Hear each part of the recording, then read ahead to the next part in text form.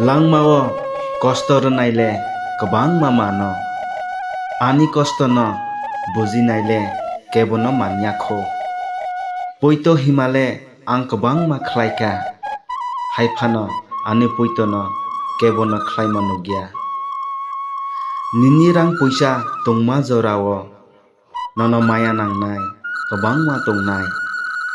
Jefru nini poker buksa. Afru nono kebo sinigla. Nungbai kebo tungla. Nangma jorawo nini buskango basana phaigla. Afru nono takhu bukhu mare kising hnai kebo wansugla. Munui fruke nungbai baksa kabang ma munui nai tungnai. Nung kap fruke nungbai baksa kebo kap nai tungla. Mokolni muktile khorang ungnya khani kostono kebo nugya.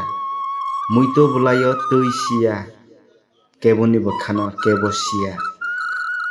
Buini akol nobo nung sia.